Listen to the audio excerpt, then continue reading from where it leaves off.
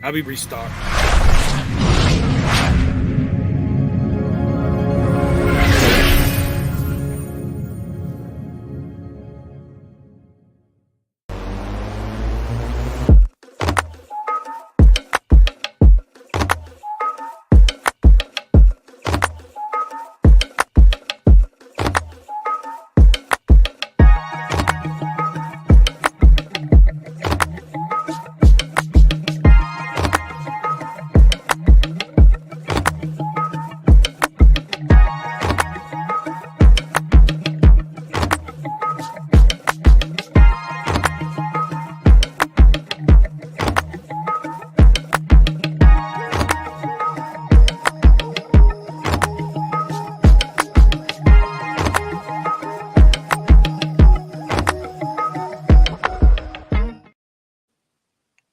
Good evening, good afternoon, good night, and good morning. Welcome back to another live episode of Millionaire Man Cave right here on Relationship Entertainment Television, better known as RETV. We appreciate y'all for tuning in.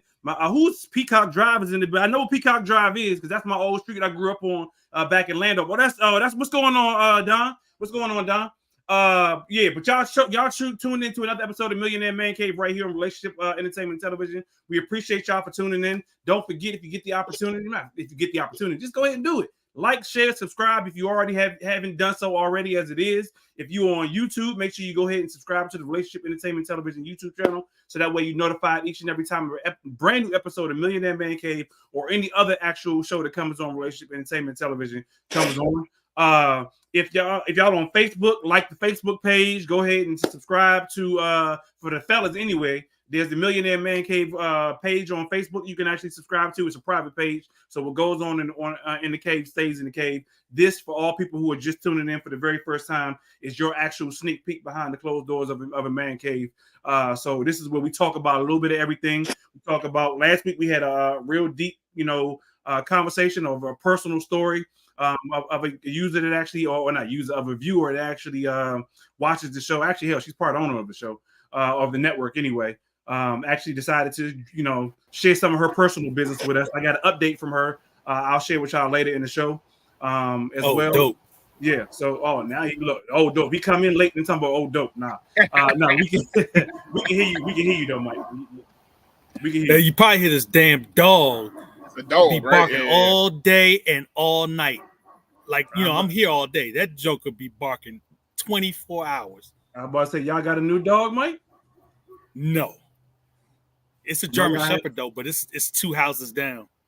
Dang, 2 houses? Yeah. That's glad great. my neighbors got dogs. They keep them inside the house, so I'm good with that. But, as always, I couldn't do the show without the fellas that's on the screen we remember right about now. So let's go ahead and introduce one who actually just jumped in. Actually, he was on time, actually. He had to go. He had some equipment issues, but the old dingy bastard is back. What's going on, Mike? How you feeling tonight? Chilling, man. Chilling. Just trying to dodge the barking from this damn dog. It's good. But yeah, man, I'm doing all right. Yeah, if it gets to be too much, y'all just let me know and I'll go inside. But nah, you good. Because it ain't like I'm smoking like John. But all is well, fellas. All is well. That's what's up. Speaking of smoking and John, Mr. Old Fashioned needs to be Mr. Smoke a lot or something. I don't know what's going on with you tonight, John. How you feeling? Appreciate you tuning in. I'm chilling. You know what I'm saying? Got my champions here short on. You know what I'm saying? Hey, did you see the white dude who dressed up for Halloween as the dude who got hit overside the head with the joint? I heard about that. No. I seen the picture. So it's a picture of a white dude who he had a chair. He had the white chair hung around his neck. And he like painted his eye like red as if he got hit with the joint. Yeah, so you got a whole you know what I'm saying? Hey, people take it in stride. So that's I was about to say it's good to see people, not get so serious about it, take it in stride, have some fun with it, Right. We know at least it wouldn't ain't no race war come out of it and nothing nonsense like that, So. Exactly, man. So what you smoking on tonight, John? I was wondering about that, John. So tonight I just got an Oliva, you know what I'm saying? Just like the Connecticut, Oliva, Connecticut tonight. So going kind of, I don't know if I say old school, but like just keeping it real mellow tonight. You know what I'm saying? So, gotcha. Yeah, good stuff. I know some people. I got a coworker who watches the show, and sometimes he smokes cigars and whatnot, and so people just be wondering. That's when Mike had the whole segment. So yeah, I'm curious to know. People be wanting to know what y'all smoking on. A nice medium cigar. You know what I'm saying? Mild to medium cigar. Good smoke. Oliva, always a good smoke. You can't go wrong with an Oliva cigar. So Gotcha. I got a Rocky. So. And I saw you had what you had a sniffer. Oh, yeah. So, since I'm outside, I don't bring the bottles out here. I ain't no drunk or nothing. But this is It's called Starlight. This is the company. It's called Starlight, and this is their honey bourbon. So that's all I drink is the bourbon. So this is their honey bourbon. This was actually a store pick from the store where I buy my bourbons from. So this was their special pick. The barrel that they picked was a single barrel store pick, honey Starlight. Good stuff. Gotcha. Dope. Hey, watch it. Hey, Donnell, watch this. Hey, Mike. Yeah. Damn. That shit was like 20 minutes. Yeah, because my screen keeps freezing. It keeps freezing, man. I've already rebooted once. Yo, Mike, you might be still on daylight savings time. I just had to do it one time. That was funny. Hey, also in the building, last but not least for sure, Mr. Reasonable, aka I feel sorry for your mama. Also, yeah, I ain't gonna say the last one. I was gonna say the last one, but I called you before the show. But I ain't gonna do that. Is in the building. What's going on with you, Donnie? How you feeling tonight, sir? None, man. Just chilling. just. Man, we gonna get through this show today? I'm chilling, man. I'm chilling. Y'all off the chain, and it ain't me. Hey, it ain't you tonight. Not yet. Anyway, wait till we get to word to the wise where he goes, ladies. Be like your ingrown toenails is growing into your eyeballs or some shit like that. How did you know I was gonna say that, John? How did you know? That's on his list for word to the wise.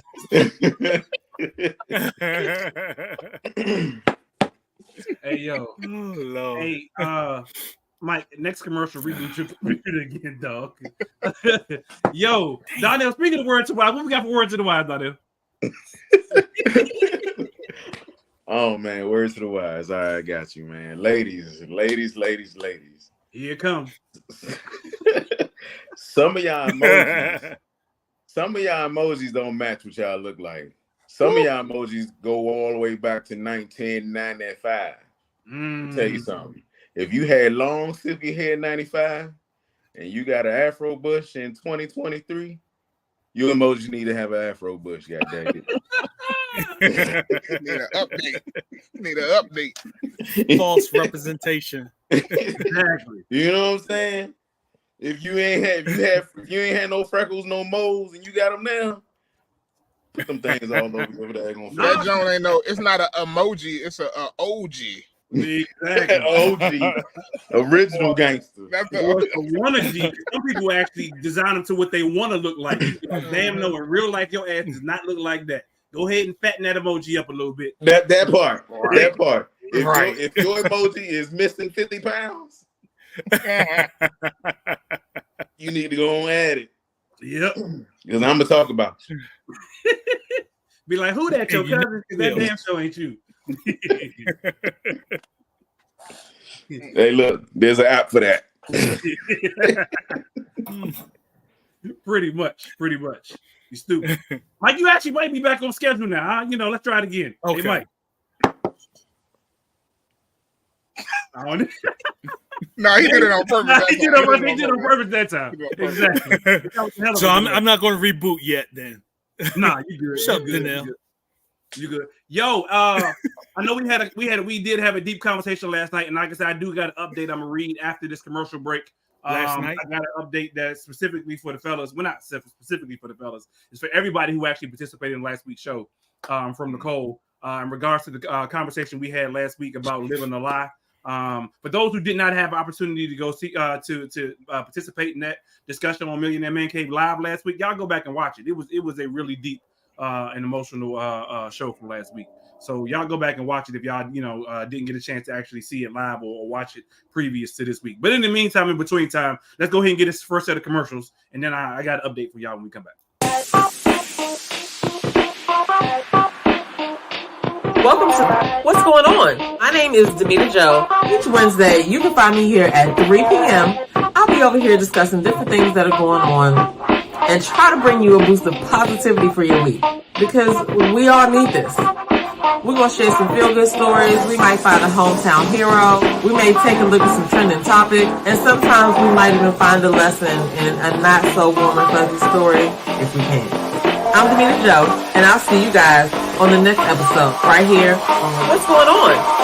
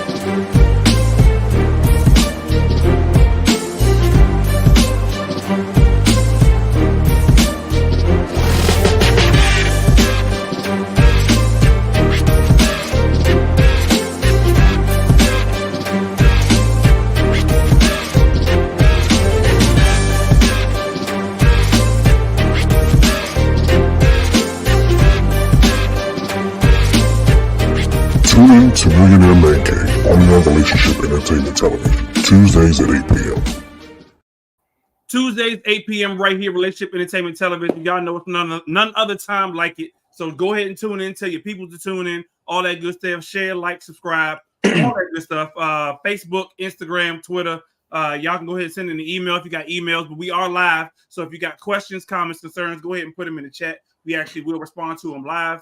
But if you got questions as well, comments and stuff that you want to, send in the video, all that good stuff, you can send it into info@re-tv.net, info@re-tv.net. And again, if you are on YouTube, go ahead and subscribe to the Relationship Entertainment Television YouTube channel.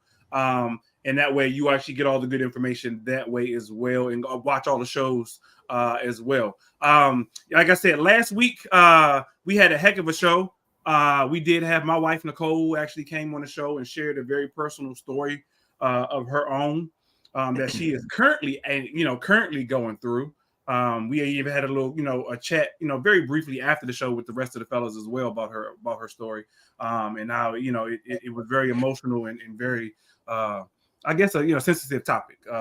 So if you haven't had an opportunity to see that episode, make sure y'all go back and rewatch the episode. You can do that on at YouTube. You can do it on Facebook. You can do it quite a few other places, Roku, all that other good stuff as well. So with that being said, she did give me a letter specifically for the fellas of the show, but anybody else who also gave some words of advice and also chimed in and listened to the story as well. She says, "My brothers, my heart is full. Thank you for tremendously Thank you tremendously for allowing me to grace in the sacred cave to share my shocking yet tender story. Your heartfelt wisdom and honest perspective have helped me to further navigate this uncharted territory for me. I'm so blessed to have each of you as part of my caring and supportive village. Each one reach one. Who knows? Maybe I'll return to give a progress update to share how your brotherly support has fueled me to make the best out of this situation. Please remember your Black sisters need and appreciate you. It's brothers like you that help us create and sustain healthy, happy communities. Ashe, Cody. Bum, bum, bum. Appreciate you, Cody, for again sharing your story. I'm pretty sure I don't know if y'all got any responses to Cody and her response to y'all, but or response to the show. But fellas, anybody? Yeah, it was. Go ahead, John. No, I was gonna say, I appreciate that. Yeah, I guess that's something that I probably don't do enough of is write thank you notes. But thank you for writing a thank you note. And I know it's not easy. Take it one day at a time. You know what I'm saying? This is a new leg in the race for you. So it don't all have to happen all at once. So just take it one day at a time. Gotcha. Yeah, I was just going to say, again, thank you for feeling like you wanted to or needed to come here to express it, because I felt like that was really endearing. That's probably the best word I could think of on a man cave show where we can get kind of ludicrous sometimes. Speak for yourself, sir. Speak for yourself. That ain't me. Nah. But yeah, I'm definitely interested in keeping up with it though, soon. Yeah, she shared that she wants to do some other things. Even she shared last week that she wants to, come together and find other ways to support other people who may be going through similar situations and whatnot.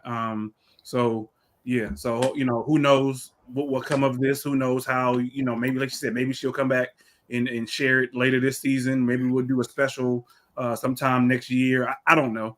But she does want, when she does, if she does, she did say that she would want the three of y'all to also be, be a part of whatever, she shared.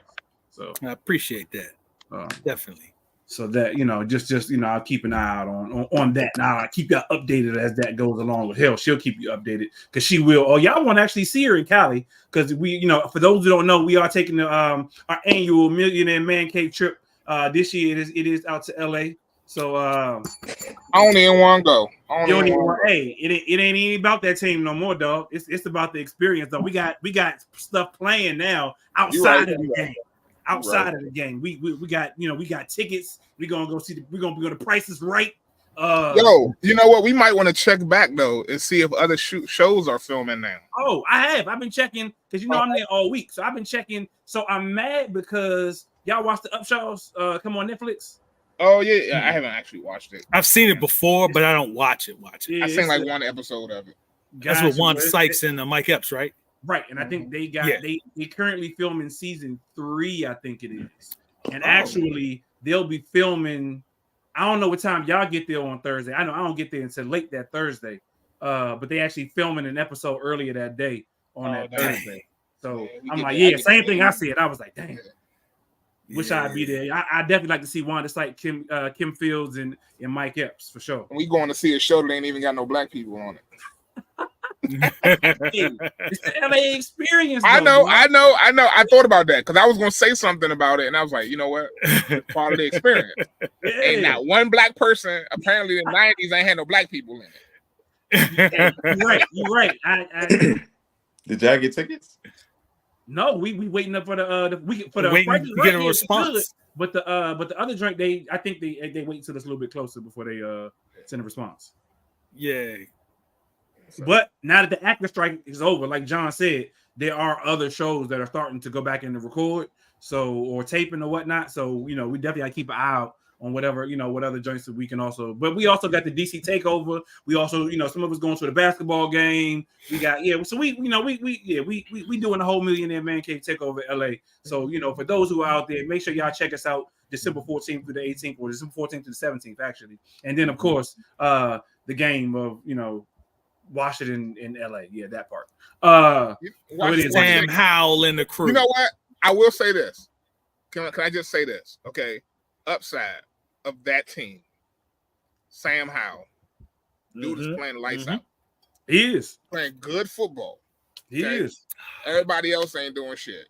But he playing good football. I will say if we had Terry McLaurin's still doing his thing. You're right. He can get the ball if they can actually get the ball. He's had a couple. And drops. actually, he had a couple. Who's the running back? I forget his name. What's the running back name? Robinson. Ryan Robinson. He doing all right too. He had, just like here and there. You know what I'm saying? That's a problem. Yeah, it's spotty. It's I think Jamison Davis is starting to come around. Yeah. Crowder, Jamin Davis, or Jamison Crowder? What you say? Jamie Davis. What you say? The middle linebacker. Jamin Davis. Jamin Davis. My bad. Yeah. Is it Davis? I don't know, but it's Jamin something. It's Davis. Yeah. Okay. Yeah, so. Now, what's the name can't cover? Mayo. Oh. He got burnt. He be getting burnt. It's Washington. It's Washington down there. It ain't like we ain't seen a bunch of our corners get burnt on over. Yeah, it's Washington. And so I like Forbes. People be coming down on Forbes. I like that dude, man. You know what? I'm not mad at him, and I'm mad that he got ejected in the last. Yes, he shouldn't have. I don't think he should have gotten ejected. It wasn't malice. Good young. Yeah. It wasn't malicious. That was what I was trying to say. He just went in for the tackle. He wasn't trying to headhunt. Yeah. It is what it is. That call came down from New York, and it is what it is. Speaking of sports, y'all, I know we don't really kind of get into the NBA like that, but have y'all been watching any of it lately? Did y'all see that they these new courts, some of the courts for the tournament? Yeah, they crazy looking. They jive tight. They need to keep them year round. So I guess because y'all know I really don't watch it like that, but I happen to catch a couple games since they talk about this tournament or whatever. And actually, I think as we got the next, I'm going to Boston. I'm going to the Garden to go see one of the games, one of the tournament games up in Boston. Damn, how long is the tournament going on? It's like 2 months. Damn. So how long you think before they get rid of what's his name? The out in LA. What's his name? LeBron? Which one? There's a lot of dudes. Harden. James Harden. How long you think he's gonna be? He with the Clippers. They talking about he a poor fit. So it won't be. Who does he fit in with? Yo, he a poor fit everywhere, son. Yeah, he need to go. You know where he need to go? He need to go to like I don't even know what an expansion team. I don't know, like maybe the Timberwolves. Are they doing a lot? They say this with the 76ers. They thriving. Yeah, that's what I'm saying. They thriving because they said he is not a good fit anywhere he goes. So when they got rid of him, they felt like it was a relief. Unlike the Wizards, on the other hand, who move people around, and all of a sudden now you got Jordan Poole. Now they want to get rid of Jordan Poole. They say Jordan Poole. Yo, have you seen Jordan Poole? Don't even be paying attention to what's going on in the huddles because he ain't trying to be there. He ain't checked out. He ain't. He garbage. He's like, how the hell did I end up here? You was talking because you were talking ish to Draymond Green, and he punched you in the mouth. And Draymond Green is way more of a commodity for that team than you are. There you go. Exactly. So you was an easy move. You was the ish. You was an easy move. So, but it is what it is. So let me ask y'all this real quick, not to keep the sports thing going, but so when you said talk about Jordan Poole, I'm thinking 6 man off the bench, right? Who's trying to get his shine. That's how James Harden was. So should James Harden have always been that 6 man? Not if you prove you valuable on the court, in my opinion. Okay. But, I mean, he definitely can play. He's just not consistent. Right. And then when it really counts, it's like he doesn't show up. Yeah, because there are times he gets very lazy. Oh, okay. Times he gets very, especially on defense. Especially All on right. defense. That's enough basketball talk. All right, John, go ahead, give us where we at? Black X-Files, Black Thread, Twitter, Spray Files. One of them. Honestly, Black I feel Twitter like threads. the world wasn't moving much. At least not that I could figure. That like it just ain't, it doesn't really strike me that big. But we got to talk a little bit about this here. So let me see if I can pull it up. Have y'all heard about? Come on now, give it to me. This here. Y'all know who this is? Yes. No. We got an album coming out Friday. And I heard it's going to be a bunch of that. No bull. I heard it's going to be that right there. That's all it is. Andre 3000 new album is coming out on Friday. Okay. And it is called New Blue Sun. And it is him playing all kinds of flutes. No rapping. Oh my God. He only playing the flutes. Only the flutes. I'm gonna check it out. I'm not a big flute fan anyway. You gonna be watching Lizzo play the Didn't flute? you used to play the flute? No. I was about to say, you ain't watching Lizzo. You ain't watching Lizzo play the flute. No, I'm The not. flute A of flute phone? You had a fan. flute in college. I think I remember you having a flute. Man. He had a flute. He had a I had flute a of phone. piccolo. He had I had a piccolo. Piccolo. Oh Piccolo. man. Nah, so y'all here for it though? Y'all here for Andre 3000 and his fluting?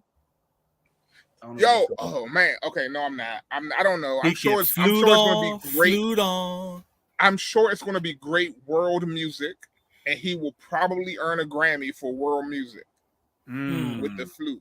It'll. I'm sure it's gonna be bomb for world And music. he can go over to I'm Tibet sure it's and gonna put be on great. concerts. I'm sure it's gonna be great for meditation. Right. Nah, but Right. so do y'all remember? I don't know if y'all remember. He had a cartoon. He played a teacher that was he was a music teacher, and the music in that cartoon. This was like shortly right after he finished rapping with Outkast. The music that was, I forget the name of it. But I'm gonna look it up while we on break. Well, I'm gonna look it up when John go to the next story. But the music that was actually in that cartoon was actually dope music. Like he produced it. Like it was so. Hopefully, it's something more similar to that than meditation music. Yo, I'm sure he is a consummate musician. You know what I'm saying? He is very creative. I believe that this album will be something for someone.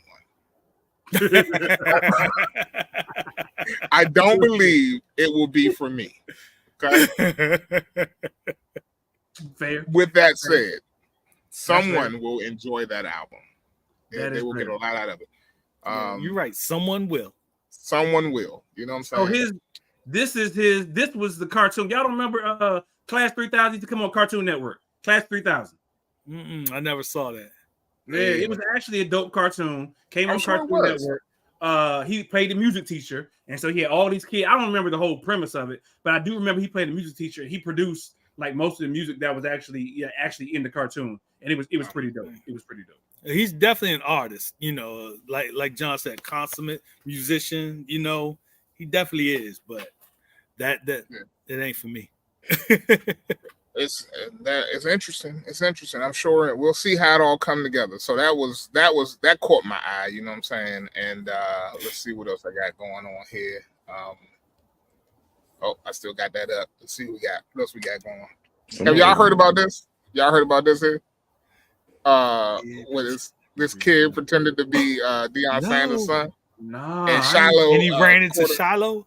Yeah. So, my name is Deion, bro. Just trying to get an Your education. name is not Deion. I swear Let me see your card right now. It's my homie's card.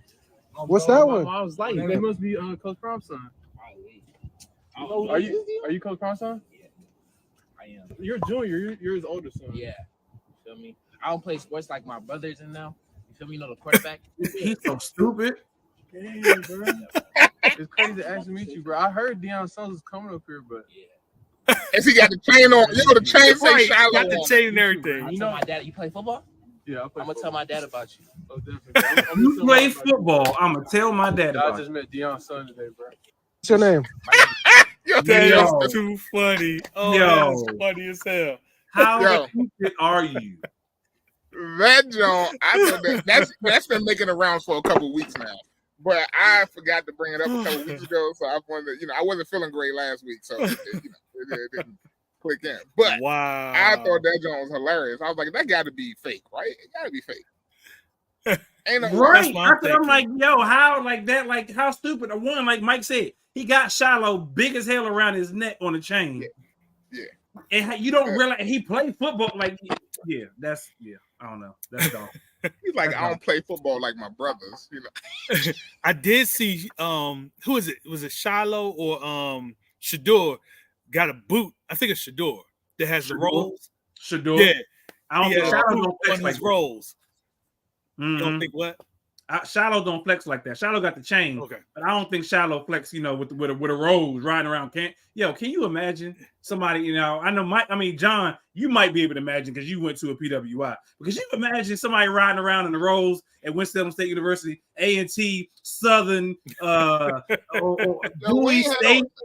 Wasn't nobody riding around no cars like that at my school, man. No. I went to school in the hood. Okay, I went to school in. Yes, Hartford, Connecticut is the hood. Explain this one. What's the name of your school? What's the name of your school, John? Trinity College in Hartford, Connecticut. Hartford, Connecticut is the hood. All right. Okay. Everything around that school was either Latino or West Indian. If you walked off the campus, them white kids got robbed daily. All right. Wow. So it was a rough neighborhood, and I felt right at home growing up in Southeast DC. I love it. So you know what I'm saying? I know people is always talking about like PWIs or whatever, but Trinity College. This was the rough neighborhood that John's school was in. Yo, wait. Bro, you cannot show that. You got to show the street. You got to talk about the streets around the school. Hartford, Connecticut. Hartford, Connecticut is it's actually a very tough area. Like South Hartford. I believe it. South Hartford, East Hartford. Hey, which rapper put Hartford, Connecticut on the map? Put Hartford, Connecticut on the map? Ain't no rappers from Connecticut. Nobody? Not from Hartford. Oh. Ain't no rappers from Hartford. So I'm looking, John. Where's the hood here in Hartford? Park Street is full of bodegas. So Park Street is south of campus. So I can't point to it, obviously. But if you was like, this is south or this is we going north or south? No. Go back up. I can tell you exactly where it is. So like if you're looking at where the baseball field at. Oh no, I might have been down. Baseball field right here. That's the rugby / baseball. So down below that, next to the rugby. Right. That's right down below that. Pause for a quick second, John. Pause for one quick second. Yeah. Why is this the rugby field and this the baseball? Oh, because the baseball field is over here. I'm like, yo, isn't this a baseball field right here? Biggest day. I'm confused. So right south of that, if you zoom in where that rugby field is, there's a Darnell going in on you. There's I'm sorry, I can't help it that we had. If you zoom in, there's a Boys and Girls Club. There's Boys and Girls Club over there. Yeah. Wait, over here? Oh, I do. Okay. There's the Boys and Girls Club right there. Yep. And if you go up. Oh, wait. They got Trinity Gateway Apartments. All right. You said go up. All right, we going up. Where we going? Keep going.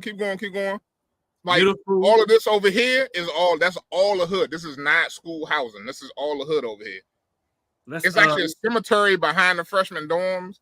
Let's do this. Let's go ahead and put my man Street View right quick. Let's okay. Look, it got a little Detroit look to it. I'm telling you, man, Hartford, this is Island Road. Yes, Island Place, yes. This is behind the campus. This is right behind the campus. What the projects at? What the projects? Yo, I'm telling you, you gotta go. If you go north, keep going north. I think that's north. Keep going. Let me do this. Hold up. All right. Where we at? So right over here, Summit Street is over here. On the left-hand side, Summit Street. And then all those houses on the other side of those tree lines. That's all like it's a park over there, but this is all hood over here. Okay, it's like Rock Creek Park. They got a tattoo shop. They got a Pope Park. Okay. All right, John. It may be some hoods up in Hartford, Connecticut. All right. Where's y'all will talk about rappers? Where's Guru from? Because he was somewhere else and then he moved to New York because he wasn't getting the shine And so he reps both. He reps both. That move from other cities and moved to like New York or he's from Boston. He's from Roxbury, Boston. Is Hartford on that? By the way, it is important to note, as I said, it is mostly Latino and West Indian. This is not like your average black neighborhood. You know what I'm saying? This is Latino, West Indian. Okay. So different kind of hood, but this is a hood. Gotcha. What was you saying, Donnell?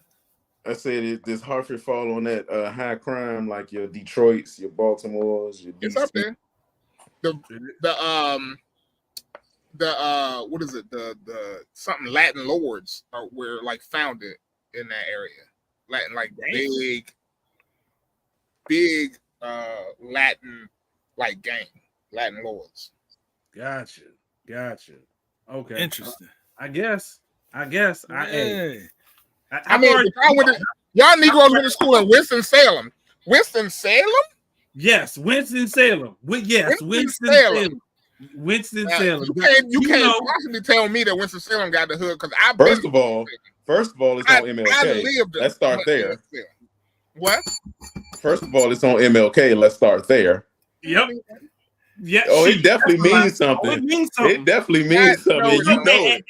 You know it, John. Every city. I don't ever want you to say nothing about MLK when it comes to HBCUs. Man, Stratford Road was harder than the MLK in Winston-Salem.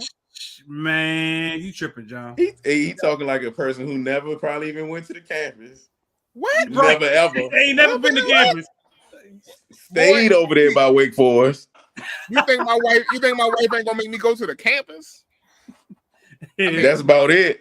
Was y'all campus ghetto? You ain't going to the Sitco or East Winston. You ain't never been to Sugar Bears. You ain't never been to Sugar Bears. No, my wife was scared of that. She was scared of that. No. No. What else you got for Black Twitter, John? I forget. I got Black Twitter. Let me see if I got one more. Oh, this one right here. I don't know if y'all heard about this because y'all don't live in the DC area no more. I mean, maybe Donnell heard about it, but let's see. This one is hilarious to me. Did y'all hear about this? Secret Service agent protected. Yeah. Oh yeah. Yeah. Why they tried to carjack Biden's granddaughter's car in DC. Yeah. Yes. Wow. Dude, that's why I said these kids off the chain. Off the chain. And they got away. I don't know what that say about the Secret Service. But them the three dudes got away. So maybe they was giving warning shots. Maybe they did shoot, but maybe they was giving warning shots. That joint crazy. Yo, they clap. They don't even care. Yeah, I mean this. Either that or they didn't know. I wouldn't put past either one of them. But okay. So either she was trying to get some weed in a bad neighborhood, okay, or she was down Galveston or something else, or they was too close to the rich neighborhood trying to carjack. I figured. So I mean, you know what I'm saying? Like if you in those rich neighborhoods trying to carjack people, you are guaranteed to do something to the wrong people. Well, I mean, that's what they. Well, I ain't gonna say targeting, but where was it at? They went those areas. I don't know if they said what area she was in, but because I'm thinking about like where the ambassadors be up in Northwest. Yeah, they don't say. You ain't getting away with it up but there. They had. I feel like last year they had stole like a senator. What is it, senators? Oh, Georgetown neighborhood, Northwest. Okay. I feel like it says the agents assigned to protect Naomi Biden were out with her in the Georgetown neighborhood late Sunday night when they saw the three people breaking a window on the parked and unoccupied SUV. Right, Mike. Her name was Naomi, Mike. Right. Somebody was dipping in the pool of chocolate with the name Naomi. Right? With the name Naomi. Exactly. Yo, John, I'm surprised you didn't actually bring up Darius Jackson. Oh, I missed that one. You missed Darius Jackson and Keke Palmer. Well, you know what? I saw that. She got a restraining order against him. Damn. Yeah, I know. My bad. This is, I'm gonna tell you why I left it out. Mike's sole intention is over here on Keke. I'm gonna tell you why I left it out. I'm gonna tell you why I left it out. Because I feel like Keke Palmer is crazy. Okay. Okay. I feel like expand upon that. She has reached a level of pettiness that is borderline on crazy now. Like, I think. Go ahead. I think she's trying to stay relevant. So I said the same thing, Donnell. So no offense. I mean, I'm not okay. Let's preface a couple that. shows now, though. Let's preface that, Donnell. Only reason I said let's preface that because we ain't taking nothing against people who are actually in domestic violence situations. Right. However, right. If you know Keke Palmer, not saying I know her, and I don't know if Donnell know her personally, but if you get the sense of who Keke Palmer is as a celebrity, there is the sense that she feels like she needs to stay relevant. And certain situations can help her stay relevant. And this seems to be one of them. Y'all saying she Jada Jr.? Jada Pinkett Jr.? Yo, wait, speaking of that, did you know that right after that whole thing came out where her talking about how Tupac is her soulmate and her book came out, why they had that episode of Different World on TV? I was like, come on. That joke they've been airing that joke over and over again, yo. I saw it yesterday. So Donnell, why you say that about Keke? Because, man, you know what I'm saying? Like, I feel like, and I don't know Keke before Madea, right? If there was a Keke before Madea. Yeah, Akilah and the Bee. Akilah and the Bee. You sure? She was in Akilah and the Bee. Yeah. That was she was the main character in Akilah and the Bee. That was like her. But was that before her big Madea? breakout role. That was her first. That was her very first movie. That was like her big breakout role. Go ahead to imdb.com. Remember that? I thought it was when she was doing jump rope and her and spelling the words. Man, we remember. We know. Jump rope spelling the words. But y'all got her in Crazy Town right now, huh? Yeah, yo, she is off the chain right now, and so I feel like we giving her too much play again, just like Jada. You know what I'm saying? Like, okay. So I feel like I put it this way. I have seen several marriage breakups where they take regular shit and try to flip it into something severe and detrimental to people, and for the courts. So that's how I took it. She was in Medea's family reunion before she was in Akilah and the Bee. Keke and the Bee. And her very first role was in Barbershop 2. Barbershop 2, yeah, I see that now. Her very first role was in Barbershop 2. So where the hell was she? I don't even remember her in Barbershop 2. No. It came out the same year. Exactly. They came out the same year though. Akilah and the Bee. Okay. Well, all I'm saying is premiered first. All I'm saying is, like, you know what I mean? Like, I don't know that she's ever played in a role. Like, she's always kind of like been in a supporting type situation as an adult. You know what I mean? And I don't, you know what I'm saying? Yeah. Like, and like, I feel like her roles have been like forgettable characters. You know what I mean? You know, and but yeah. But she's also, as an adult, she has had a few things that, like you said, they didn't last. She was on, like, Good Morning America had GMA 3, which was her, Michael Strahan, and I forget who the other chick was at the time. And she was a third co-host on that. Before the actor strike and whatnot, Jimmy Fallon had her on Password. She was the host of Password. She's not doing that anymore? I don't think that show ever came back. What else? She's had a few things as an adult, but to your point, Donnell, it's nothing that's really stuck around to make her real. You know what I'm saying? Like, she could be the next Aunt Vi. She could be replaced, is what I'm saying. Anything she's the next Aunt Vi. because I was replaced. Yeah. So it is. Although it wasn't better when she got replaced. Nah, the facts, but it was what it was. So I will say, again, I want to preface that we ain't making light of anybody's domestic violence situation. If you are seriously in a domestic violence situation, then yeah, you definitely need to go ahead and get help. She has video, evidence. She got cameras in her house. Which I will say, hey, I was kind of glad to see she live in a basic ass house like the rest of us. But that's the LA lifestyle. But I'm not taking, any of that for granted. Not taking it lightly. If you are in a domestic violence situation, be sure to go reach out, get help if you can. Find out ways to get help. There is a hotline. I think we pretty much talk about this at least once a year for Domestic Violence Awareness Month, and I don't even remember which month that is. But it's the number's 800-799-7233.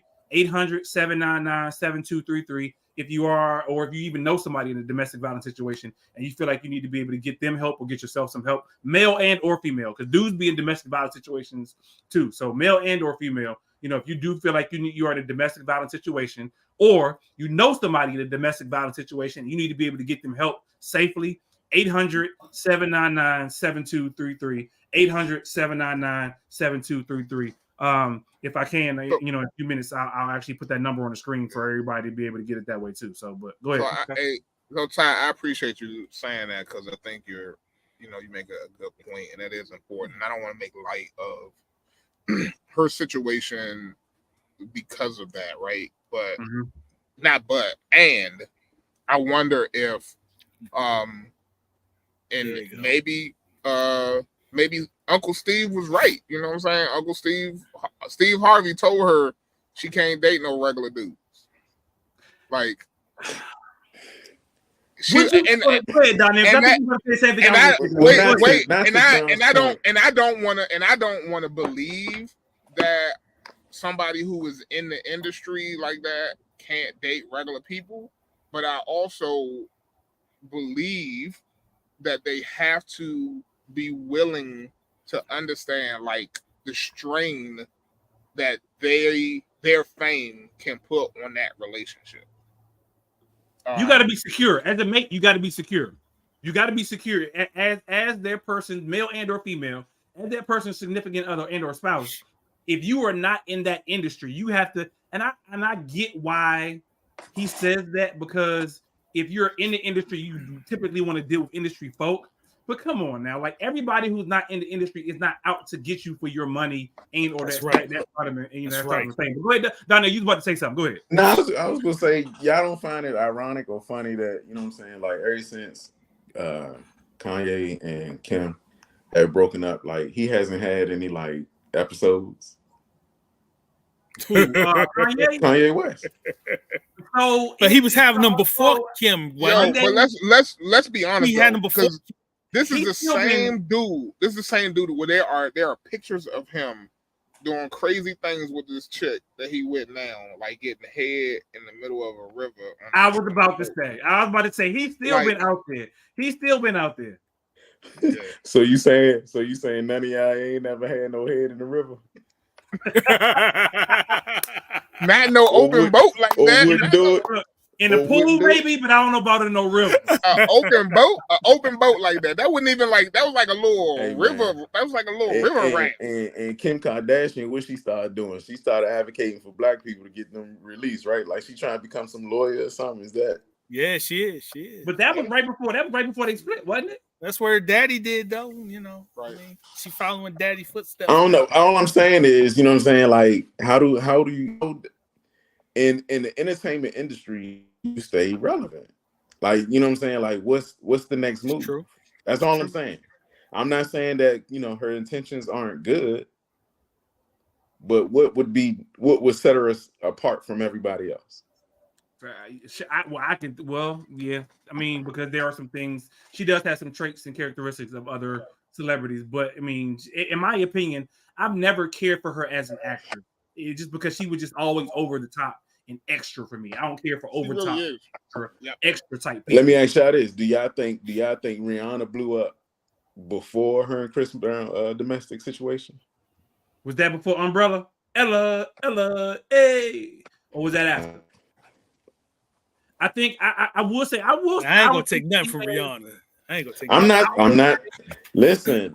You know what I'm saying? No, like, he but that's nothing just from it. You know what I mean? Like, though. it's 1,000. It's millions of talented people. Facts. Is what I'm saying. But the ones that stay in the game are the ones who stay relevant. Right.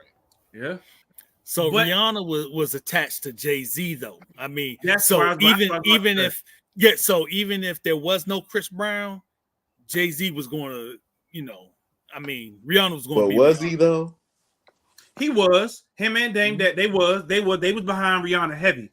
And I will say what made Rihanna stand out differently was, we had soca music, we had reggae music, we had reggaeton, things like that.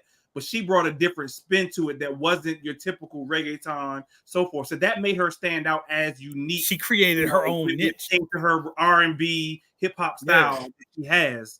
She was able to mix her own niche. And then from there, she was able to twist. So I will say, yes, Rihanna probably still would be Rihanna without the Chris Brown situation. I think but so. Kim would not be Kim without the dudes that she has messed with.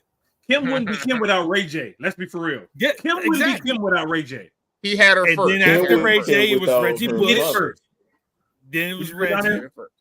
I said, what's her mother name? Chris. Yeah, Chris. That part.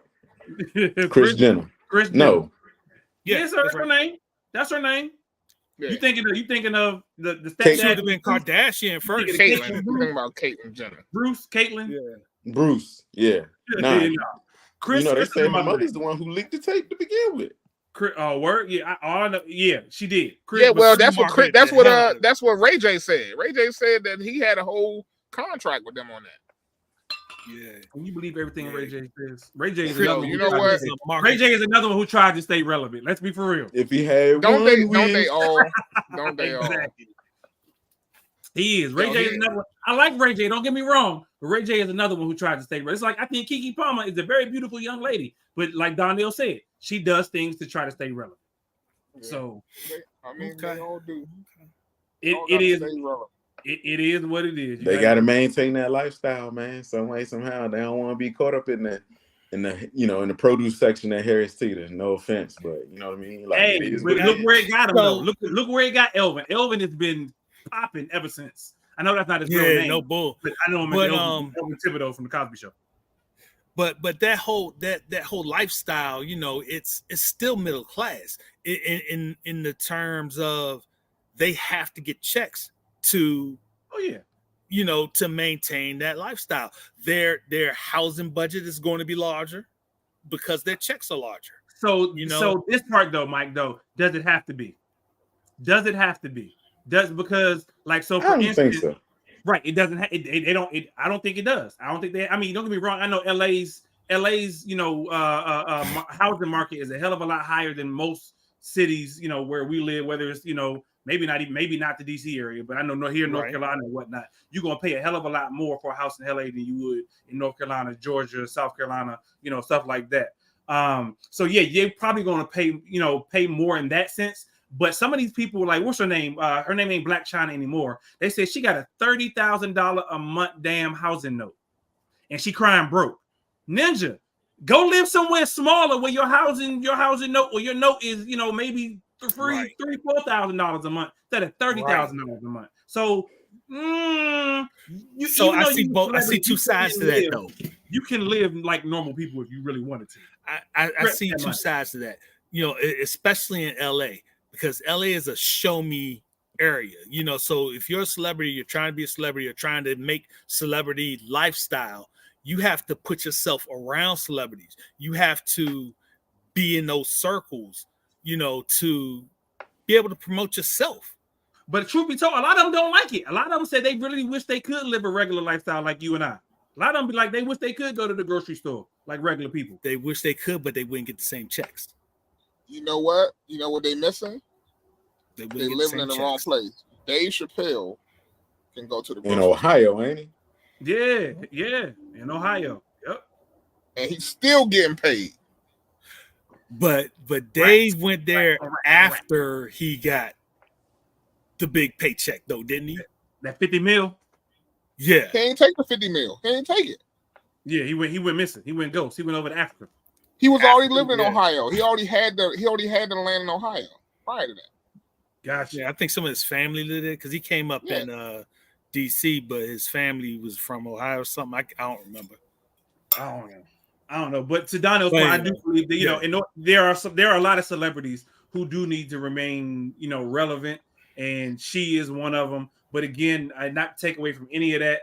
One more time, shout out this domestic violence hotline. Y'all see it scrolling at the bottom of the screen, 800-799-7233, 800-799-7233 for domestic violence hotline. Again, you know, so I do, if the situation is true, prayers to her and her family that, you know, because I do not condone, you know, violence in any form or fashion, unless you're talking about cupcake ass niggas. Then you get your ass So real quick before, I know it's time for a commercial break, but you know what I'm saying? Like you say, so there's a lot of celebrities who wish they could be like, I feel like once you fall out of that, you know, I'm a celebrity, you become regular. You know what I mean? Like, you know, at least in my mind, unless like, and I'll just take like a football player, for instance. Like you could once upon a time been the greatest, maybe, you know what I'm saying? Like, but even like Hall of Famers, like you're not on TV, you commentating the game, you still, you know what I'm saying? You're still relevant that way. If you would have saw it, Yeah, I'm agreeing with you. But if you see like I don't know, like I feel like a Doug Williams is a regular guy. I feel like that. Okay. I can see that. I'll go with you there. Yeah. There will probably be, not there are probably some 30 and under who probably see Doug Williams on the street and go, he ordinary average Joe, don't know who he is. Who is this dude? Right. Yeah. Right. There's some The like same I heard thing, the same thing with people like. I saw somebody even say he's even still popping to a certain degree, but Idris Elba. I've heard some young people say, like, what's the big deal with Idris Elba? They probably walk past someone. He's still relevant, but he ain't doing major stuff like he was doing a few years ago. But so to your point, Donnell, if you're not really popping on screen like that, then you pretty much fall back into regular. Go ahead, John. What you about to say? Yeah, I was gonna say like Tempest Blesso from the Cosby Show. I don't know, like, Oh, yeah. you know what I'm saying? Regular. She regular degular. Yeah. And the only thing keeping Keisha Knight-Polium in people's mouth is the fact that she done been in situations. Well, and she's still acting though. She in Tyler Perry world now. Okay, she's a garbage actress. Though. She's a garbage actress. Let's be honest. Whatever happened to Antoine Fisher? Yeah. Right? Yeah. Like, Oh, Derek Luke, isn't that his name? Yeah. That's a good question. Yeah, they fall Because he was making the rounds for a minute. And then comes Michael B. Jordan and Jonathan Major. And Jonathan Major's about to fall off too with his situations that he got going on. His domestic violence situations. Yo, I'm mad about that one because that dude is a really good actor. Like, I hope that, you know what? I hope if it's true, I hope he get what he deserves. If it's not true, I feel really bad because it is really messing up. Because he'll never get back to where he was headed. Right. The court of public opinion has shot him in the foot. They already talking about removing him from all Marvel stuff. It's like you said, he has a very, like Bokeem Woodbine, he has a niche that he plays very well. He has a niche. And he was starting to be in a lot of stuff. That's why I said it, John, because I know how you like Bokeem. Hey, as long as he got what's her face? Oh, with the Megan Good. Megan Good. He good. She keep it. You know what? He is. I be good. You know what? I be good too. That part. Yo, let's go ahead and get into the second commercial so we can get our topic for the night. Customer service, Time y'all. to fill up. Don't go nowhere. Time to fill up. Yeah, go ahead and fill your cup up back up. Right? Don't go nowhere. Customer service is up next, y'all. Customer service is up next. Hey, it's your girl, Tia Robertson. I'm the host of Entrepreneur Insider.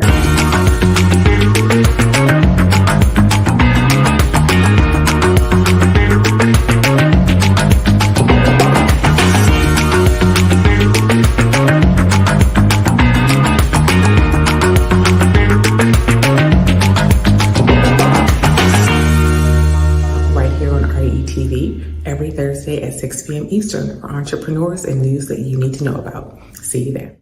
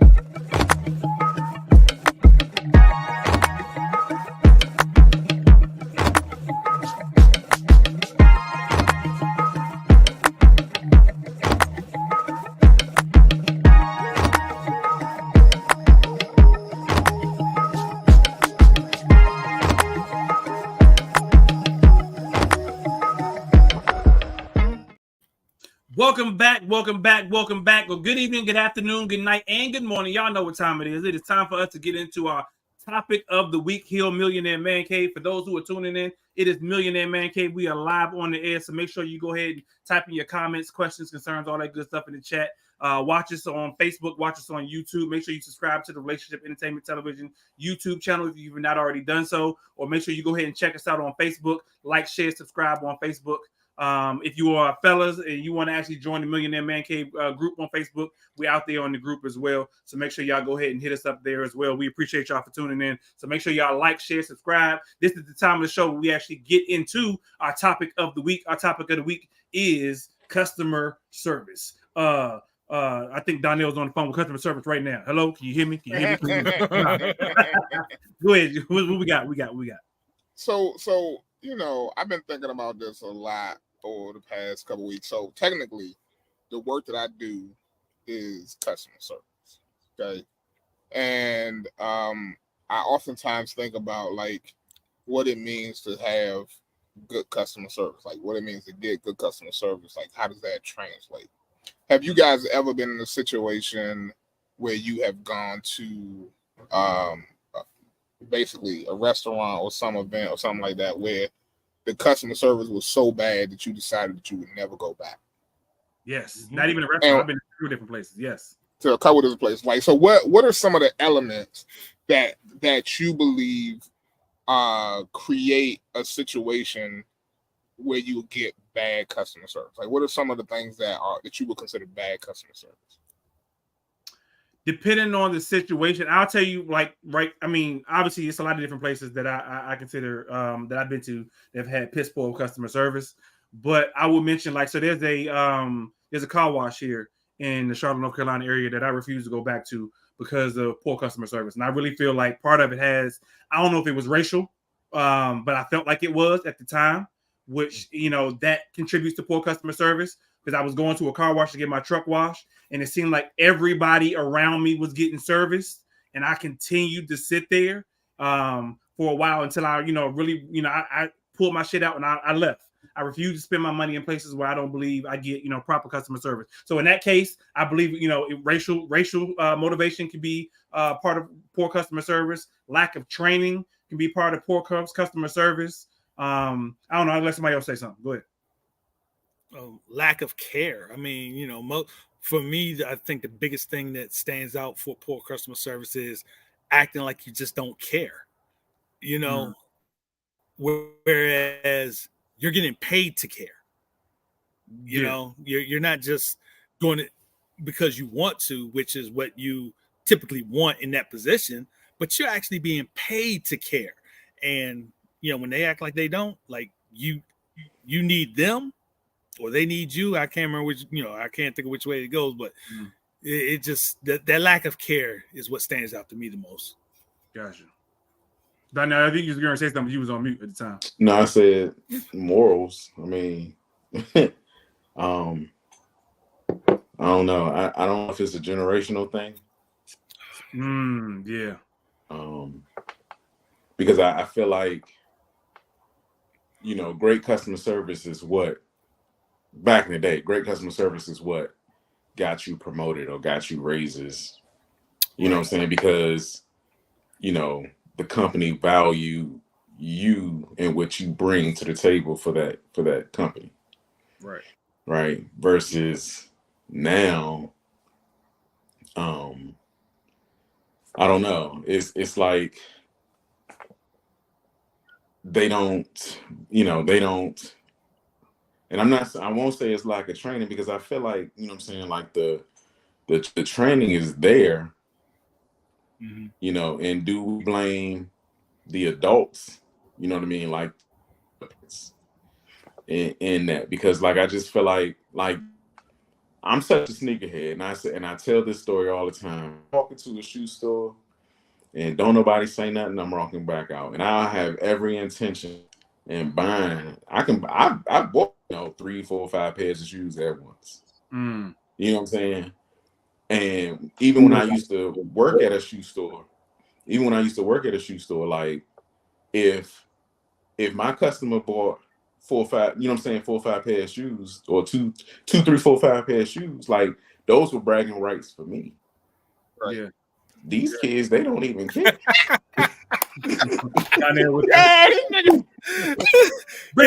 Bragging rights. Yeah, we said bragging rights. Bragging rights. Fireworks, bitches. I got bragging rights. Fireworks. Yo, bitches. you with that motherfucking iPad, yo. That shit is crazy, man. I know. I don't know, man. It's just, I really don't know. You know what I'm saying? I think, but I think a lot of that also, stems from, I've gone to like my kids, like high school football games, and the kids are wearing like designer shoes, like expensive shoes. And I don't, at least in my mind, like my son works, but I wouldn't tell my son to spend his money on, designer shoes, because to me that would be a stupid investment. So the parents are buying that stuff. Your parents are buying it, or in certain cases, a lot of kids are working. A lot of kids are working enough to buy their own stuff. So, and of course, their level of priority at 18, at 16, 17 are a lot different than your priorities are at 30, 35, 40, 45. So, I mean, I bought a lot of shit when I was, 15, 16, 17, from working my own jobs that, my parents didn't buy me that I would not buy now. So, that's debatable. So I mean, so clearly that I hear a lot of things. I hear generational, I hear racial, I hear, moral, like all those things are reason why people don't necessarily give, or you don't necessarily get good customer service, right? And those are very valid situations that I think I've definitely experienced all of those on some level and been upset about it, right? So I think about go ahead. What you said? You got something to say, Donna? I was gonna say John too. What also stems from good customer service is the customer. Mm-hmm.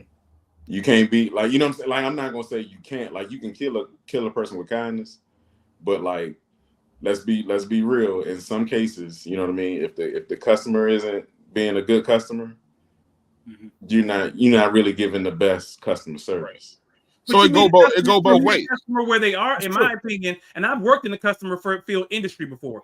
I feel like you have to meet a customer where they are. I've worked on like help desk phone lines. I've worked in restaurants. I've actually been out on street corners selling merchandise. So forth. I feel like, shut up, Mike.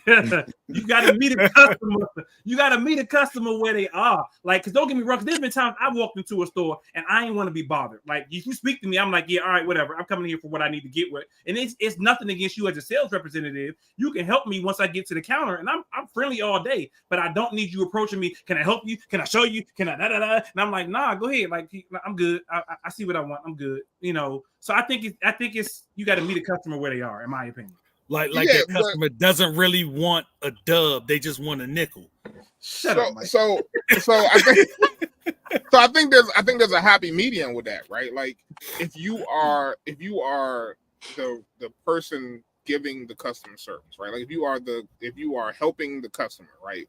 There's a level of letting them understand that I understand that you know what you want, or you want to look around a little bit. I'll be right over here. You know what I'm saying? If you have any questions, let me know.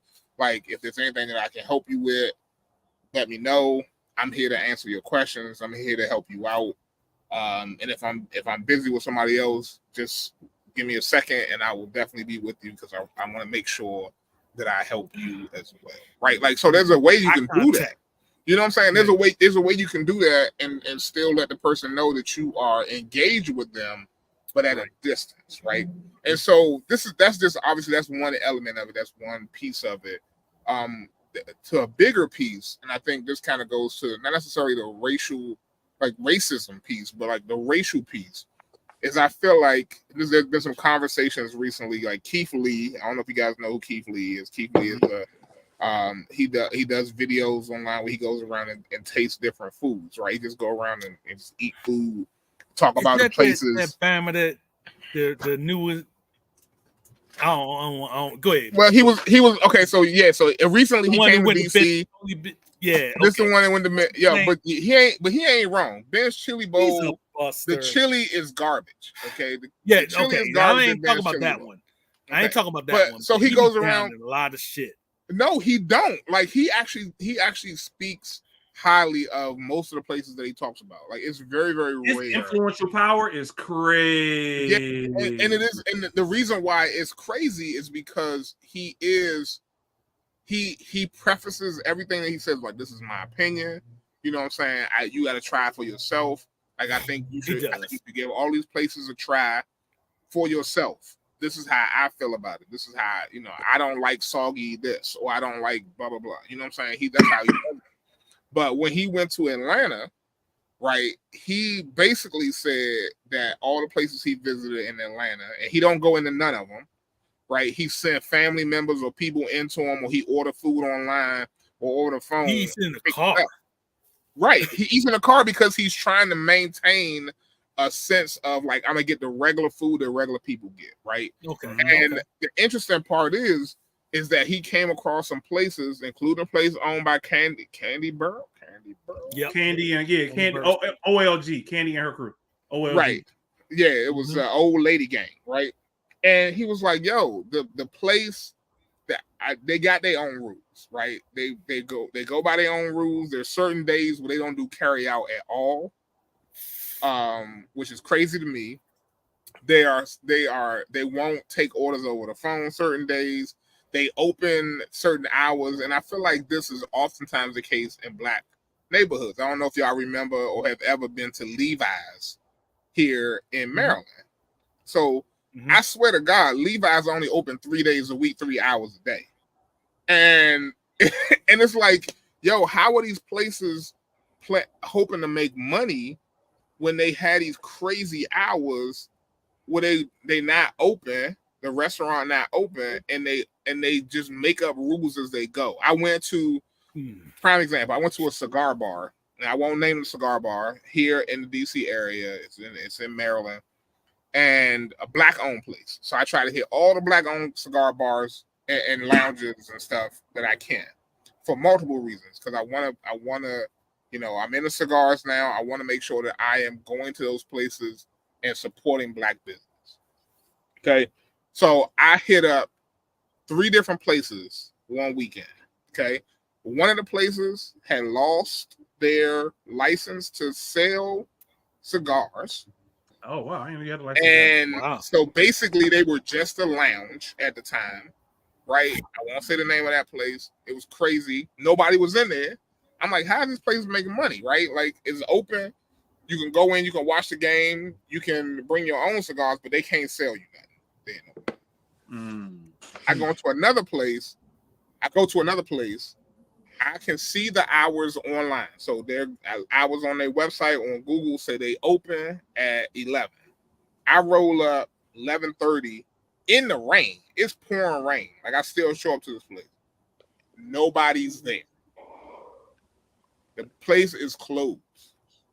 I ride around. I go do some other things. I come back later that day, and I roll up in there, and they don't got no cigars on the shelf. I'm like, yo, like, you know, when you're about to run out of cigars, how do you not order more and keep cigars on the shelf? Like, how is your, like, this is a place you want Black people to come and you know, and patronize your establishment, but you can't keep the things that are supposed to be a part of what this organization is supposed to be about, right? Like, how does that work? Like, why would I come here? Why would I come back here? A, you wasn't open when I came, when you said you were supposed to be open. And B, when I'm finally able to get in, it is nothing there. Ain't nothing in the store. I can it's unfortunate, but it's a numbers game, John. I mean, you know what I'm saying? Like, you know, if an establishment has, and I'm not saying that it's right, but if an establishment have hours operation is from 11 to 7, and they not open until like later on, like, you know, if it's a storefront, those are all bills. They have to pay somebody. They have to pay people to be at the location. Right. You talking like lights, water, you know what I'm saying? Like all that, you know what I mean? Which, you know what I'm saying, is more than residential. Right. You know what I mean? In terms of the cigars, you know, they don't have the corporate backing like you would a franchise. You know what I mean? So, you know, maybe they couldn't afford to buy those cigars. I don't know. It could probably be many things. What I also know is that some establishments, especially like, you know, these restaurants, like they'll do like their food trucks, and it's kind of like supplementing, you know, what's going on in the store. Right. You know what I mean? Because if it's slow in the store and they booming on the truck, you know what I mean? Like, it's kind of like balance, you know what I'm saying? Like balancing them out. So I'm with you there to a certain degree, Donnell. I'm definitely with you there to a certain degree, but at the same time, if you are providing some sort of a service, some sort of something to your people, you need to be accountable to let your people know what to expect when you get there. Similar situation, John. There is a brand new restaurant that opened up here where I live, in the part of North Carolina where I live, right? They advertise it on Facebook. We got a new spot. Everybody know them for their barbecue, right? Oh, it's the best barbecue in this area, this, that, and the third. We got a new spot we open, and we doing hibachi, right? You know how many people I've seen on Facebook alone go, yo, we coming, we there. They advertise on Facebook, we open this week. I say, you know what? I'm roll up there because I like their barbecue. Let me go see what their hibachi's hitting on. Roll up there that week. They not open. They got a sign on the door and that says, hey, it's some sort of issue. We open in a few minutes. I sat in line for 30 minutes and they still never open. I left. Come to find out, they never opened that day. Then they still got it's on Google, on Facebook, on DoorDash. We open. I've gone up there at least 3 times. And to the point where I say, I'm not coming back up here no more because why are you false advertising that you open, but you ain't been open? Literally, they ain't been open in 3 weeks, but they still show that they open on Google. Why? Why not update your Facebook page? Why not give your from a business standpoint, Ty? From a business standpoint, like if you to say that we close, like you basically deterring people from coming. You know what I mean? You deter me like, from coming, and I come to your spot 3 times, and you ain't open. That's a waste of my gas. but that's what I'm saying. Like, you deter me. but that's the, to me, like, that's the gimmick. You know what I mean? Like, again, they don't have the corporate background to, like, there's no mandate that they have to be open at this time, and that they can't close until this time, or they can't shut off the oven at this time.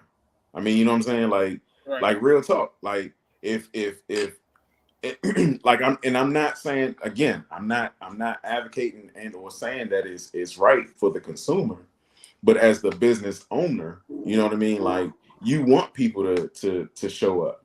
Now, how you conduct yourself from that point, that's on them. Right. But you know what I'm saying? Right. But if I constantly say, like, because in the midst of all this, I got bills to pay, bro. You know what I mean? So I know exactly what. So Donna, as a business owner myself, who owns a streaming network television program, and I say, you know what, Millionaire Man Cave started at 8 p.m. each and every Tuesday on 14 weeks out of the year, or whatever the case may be, right? And all of a sudden, Millionaire Man Cave don't come up on Tuesday, we show up on Wednesday, or we just don't show up at all without no type of notice or whatever. I still got to pay the bill to get to keep the show on air. I still got to pay the bill for everything. Or if I say go check out our YouTube channel and we ain't got no videos there, what the hell am I telling you to check out our YouTube channel for? If I'm telling you to go to our website and we got all this information and ain't nothing there, it literally says a 404. Dino, you know what a 404 error message is, but it's a 404 error message saying, you know, site not found. You just gonna stop going to the website. You can be like, you know what? I ain't even listening to that show no more. I ain't paying that dude no attention because he keeps advertising something that does not exist. And as a customer, don't want to return. Right. So I know we reaching the close of the show, but I want to play this clip. I know it's crazy, right? I want to play this clip. We can talk about it just for a couple of minutes afterwards, okay? Yeah. It's from Frank Ski. When he was talking about like having a restaurant. His restaurant is now closed, but he was talking about having a restaurant and what that meant and how important it is to do certain things when you have a restaurant. More than 24 Atlanta restaurant owners and workers came together about a chat of the state of the restaurant and hospitality industry after Keith Lee left Atlanta. Yeah. I think I should weigh in as a former restaurant owner, and let me tell you why I don't think it's possible. A half a dozen restaurant owners and operators came to the Thompson Hotel to talk about what was going on. Oh, wow. In Atlanta after Keith Lee left. Keith Lee was the food critic that came in here and gave some bad reviews on Black-owned restaurants. Shout out to my man Mike Jackson, who also is a food critic who was also there last night. Okay. I don't think, and I understand what Keith Lee said about his issues that he had at certain restaurants, and even like Candy came on after he went to Old Lady Gang, right? And she was like, "This is why we don't do takeout. This is why we don't do this. This is why we don't do this." And everybody had the same issue because it affects their service. You get what I'm saying? But that should not be the fault of the customer. The customer doesn't understand that. Right. You get what I'm saying? So I wrote a quick list as a former restaurant owner when I had Frank Ski's. We made a lot of mistakes, and I learned a lot after the fact. Mm-hmm. And people always ask me, would you do it again? Because everybody, oh, Frank Ski's was great. You should do it again. Hell no. No. Oh. No. Not going to do it again. Tell us how you really feel. Right. Okay. Let me say it with my chest. No. Wow. Because this is the problem. I'm going to give it to you. Okay. I'm going to write these points down for everybody to understand.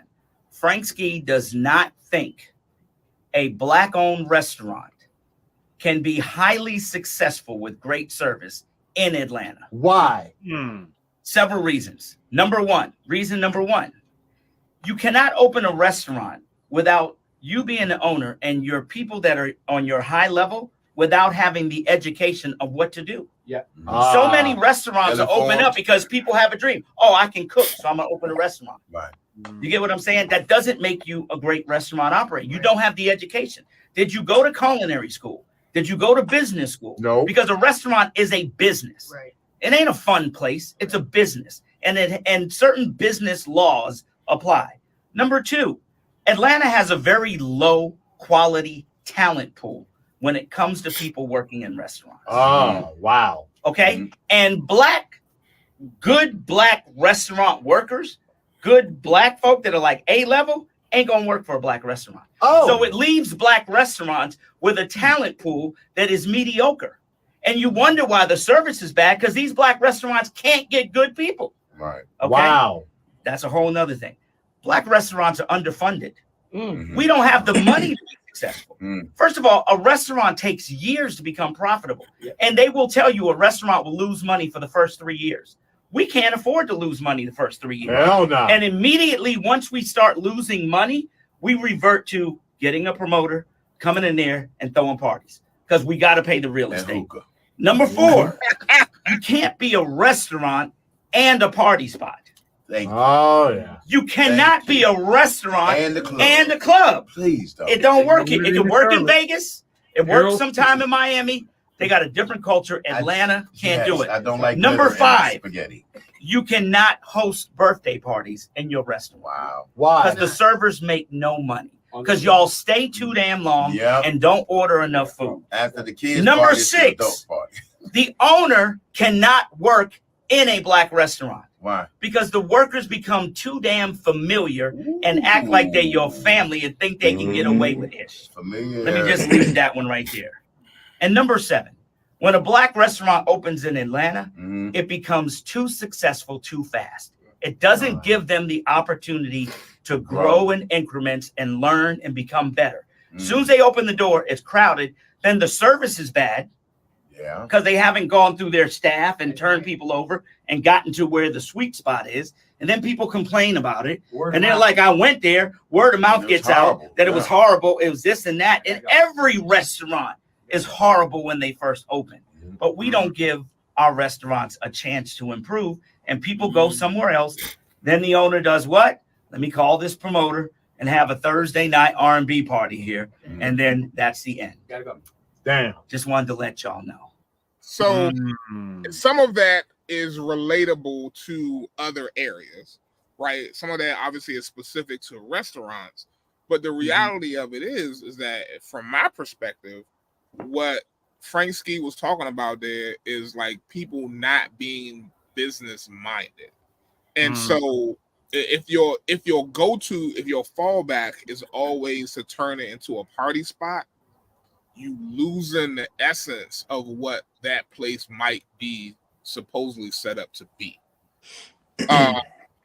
And you know what I'm saying? You're trying to make a buck, you're trying to make ends meet. I get it, but that also sometimes affects like how people see that location as a professional environment, as an environment where people are taking it seriously, where people are business for the sake of business, right? Not for the sake of, well, this is what I just want a place where I can hang out. So I will say, I mean, I know he touched on specifically the Atlanta area. I think, you know, if not all of those, most of those probably relate to any, you know, metropolitan area, any urban area or whatnot. Because, you know, I know Atlanta is known, but they say, you know, Atlanta is also known for catering to celebrities. And if you're not a celebrity, then you won't get good customer service. You won't get you're expected to typically get when you go into a restaurant if you're not a celebrity. That's another reason why a lot of those Atlanta places, you know, don't thrive that long, because celebrities don't go out to those places all the damn time. And, you know, they usually go and then, you know, people flock to see if they can see a celebrity. But then, like you said, once that dies down, then, you know, like they turn into R&B Sundays or you know, whatever be, you know, Thursdays or whatever the case may be. I'm with you there, John. I will say, you know, if you cannot go into business on a hope and a dream, like a business, like, you know, business takes a lot of work. It does take a lot of, you know, a lot of know-how, a lot of learning. It does take a lot of growing. And damn, like you said, it takes a lot of finances. It takes a lot of money in order to make a business work, especially in no business, from my understanding. I could be wrong, but I know within the restaurant industry specifically that they do say, I thought it was 5 years that you're not expected to be profitable. If you can make it past 5 years, then you're in good business. But I know isn't that the same with small businesses though? That's the case for a lot of businesses. Period. And this one didn't talk about it, but I also saw another video that talked about how we, as people of color, Black people, have businesses where we put things like dress codes on people. We put rules on how people can come to our establishments. Like, that's crazy. But if you're setting, because if you're looking for a certain, I learned this. If you are serving brunch, why I got to be dressed up to come to get brunch at your place? Because you don't want the clientele to look like, you know what I'm saying, like they got cut off sleeves or, you know what I mean, like cut up jeans. So like in business, you are looking for a specific niche customer. And now, mind you, everybody's money is green. Everybody's money spends evenly and equally, no matter what the case may be. But in business, you are to find your niche customer. So if your niche customer is a high-class suit-wearing, dress-wearing, couple that makes, $200,000 a year, that's who you target your what's the name to. You're gonna get everybody else. So then you set the ramifications around it to say, you know what, I have a dress code, and hopefully if you do your marketing correctly, you will get that type of clientele that dictates you can establish a dress code. Say, John, how would you feel if you and your wife was out to brunch and this dude walked past and you could see he got on Ethicas? You know what I mean? Like, this is I hear that. I hear that 1,000%. But I also feel like more often than not, and maybe this is our fault, maybe this is the customer's fault, is that we tend to show up to our own spots, people dress any kind of way, right? Mm-hmm. And they don't necessarily find those. You don't find no written rules on the menu or on the wall or whatever at some of those nicer non-Black establishments. Like your steak 48. I feel like shame on the customer, because that's what I'm saying. You're right. If we go into a nice restaurant, you know what I mean, like, and especially if it's kind of like a eat before a concert or eat before the event type situation, you know what I'm saying, the restaurant is going to kind of dictate what we wearing for the evening. If I can't have distressed jeans in the restaurant, I'm not wearing distressed jeans to the concert. A lot of places do have, written rules or dress codes or whatever that you will be looked frowned upon if you do actually walk in the door looking however you choose to look. And I think we specifically as the African American community take advantage of those situations in a lot of times, a lot of places. And so then people go to complain, well, how come Black people can never have nothing nice? Well, because you don't, dictate. Damn, I guess John decided he was going to leave us. John said, F y'all. He said he got to go. It's an emergency. But you have to dictate that, that type of environment, and you can get it.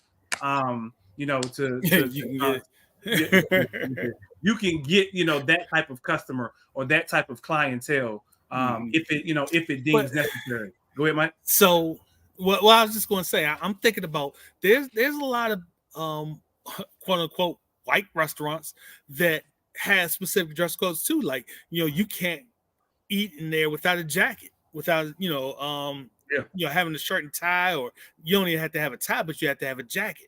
And they may have a few, sport coat or something. They may have I don't mean like a athletic jacket, sport coat or a dress jacket. And so it's not just our restaurants that may do that. Right. There are other restaurants and white restaurants. That's what I'm saying though. That's what I'm saying though, Mike. We tend to, I ain't gonna say cater, we tend to bend and we tend to accept those things from those others, other ethnicity restaurants. But when it comes to a Black restaurant, we say, oh, we got a dress code. Oh, y'all being bougie. Which y'all got a dress code for? Don't nobody want to go up in y'all little stank ass spot anyway. Oh, cupcake ass, it's like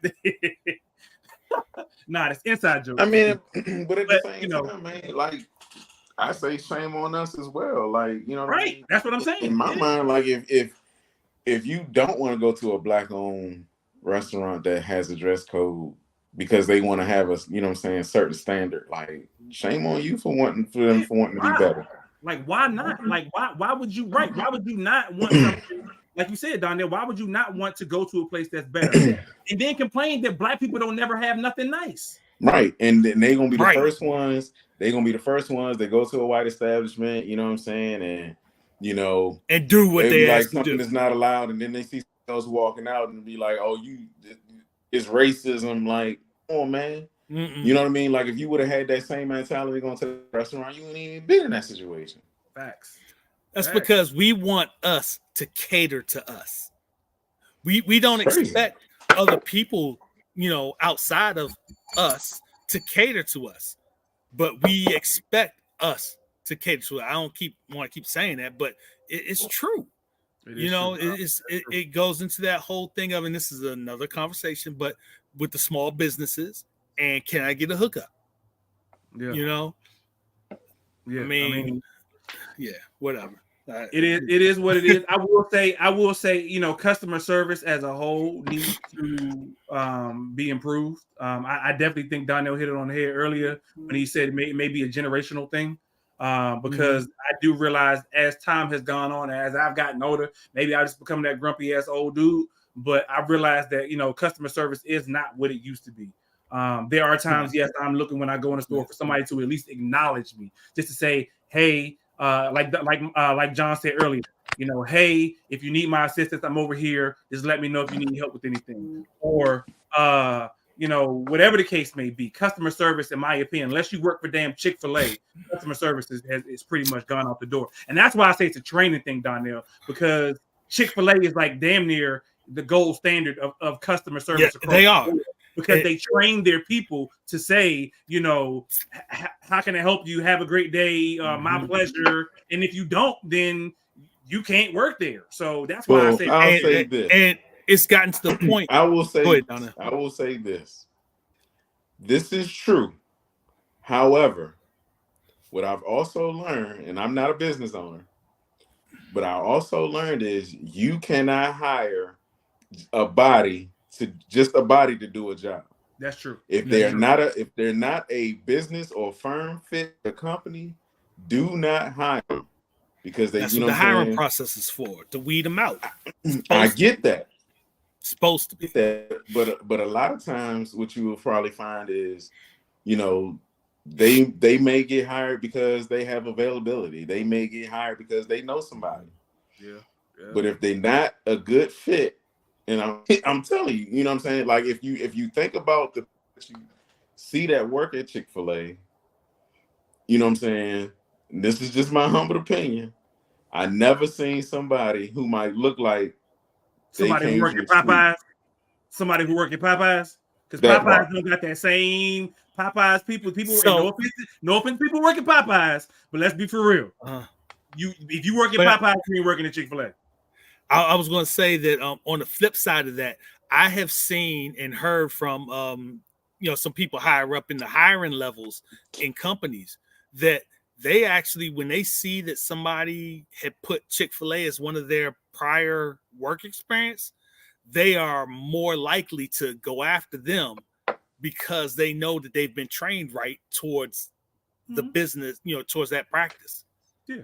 I've heard that more than once. It's people who are going to uphold the standards of that particular company, no matter what. But to Donnell's point, they were trained that way though through Chick-fil-A. Right. Exactly. That they carry that now. People who are going to upstand that, because I'm sure there are other places that train their employees that after their training is over with, they say, screw that, I'm over here chilling and we taking a smoke break out back while we got a whole line of customers waiting at the counter for us, you know, food or retail or whatever the case may be. Customer service is crappy across the board. And I'll end it with this one. I was a teenager and they opened up a Pizza Hut delivery in Fort Washington. And I helped open that restaurant. Like, we had to move in the equipment and everything. But dog, when I tell you that we had a ball and did all kinds of crazy, unethical, unbusinesslike shit at that store. Oh my God.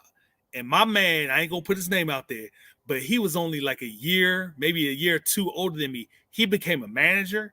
Dog, we was outside playing baseball with Doe. Oh my God. We had a Please don't tell me that wasn't somebody's pizza. Right, exactly. Oh my God. Exactly. No.